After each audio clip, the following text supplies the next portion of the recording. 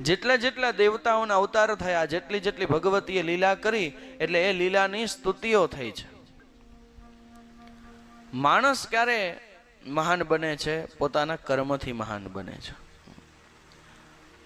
સ્તુતિ તો તમારી પાસે કોઈ સ્વાર્થનું કાર્ય લઈને આવે, તમે સ્વાર્થના હિસાબથી તમે કોઈનું સ્વાર્થ સાધી દો અથવા કોઈનું કામ કરી દો, તો સામેવાળો વ્યક્તિ પણ તમારી સ્તુતિ કરવાનો જ છે, વખાણ તો કરવાના જ છે, વાવા તો કરવાના છે. પણ આપણે વાવા નહીં, પણ આ જગતને બનાવવા વાળી છે, એની વાવા જ્યારે થાય ત્યારે જ સાચા આનંદની મને તમને પ્રાપ્તિ થાય છે. આ ભગવતી પૂજાય છે, આ ગ્રંથોને સાંભળવાનું મન થાય છે. શું કામ? કારણ કે આમાં ભગવાનના ભક્તોની અને ભગવાનની સ્તુતિ છે.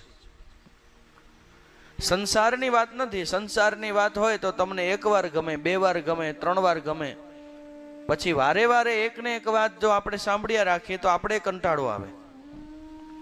સ્તુતિ દેવતાઓની થાય છે બાપ, સત્પુરુષોની થાય છે. મારી ને તમારી વાતો થાય, કાં સારી થાય ને કાં ખરાબ થાય. તો સંસારની અંદર વાત છે, પણ ભગવતીની ભક્તિની અંદર સ્તુતિ છે. ત્યાં કોઈ વાત નથી કરતા. જેટલા જેટલા ભક્ત થયા, ભગવાને જ્યારે જ્યારે અવતાર ધારણ કર્યો એટલે એની પ્રસન્નતાને વ્યક્ત કરવા માટે દરેક ભક્ત છે એ સ્તુતિ વંદના કરે છે.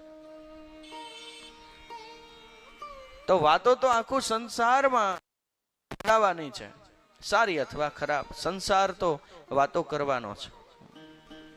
लोगों का काम है कहना, कुछ तो लोग कहेंगे. એ તો કહેવાના જ છે, વાતો તો થવાની છે. વાતું કરો તો મારા રામની રે બીજી, વાતું ના હોય જો વાતું કરો તો મારા રામની રે બીજી, વાતું ના હોય જો સમરણ કરો તો સીતારામ ના રે બીજા, સમરણ ના હોય જો. તો મારીને તમારી વાતો કરવાથી કાંઈ ફાયદો થવાનો નથી ભાઈ. અથવા આપણે કોઈ વ્યક્તિની વાત કરશું તો એમાં કોઈ મારો ને તમારો લાભ નથી. પણ વાત કરવી હોય તો એ ભગવતીની વાત કરશું તો એમાં મને તમને કાંઈક ફાયદો મળશે.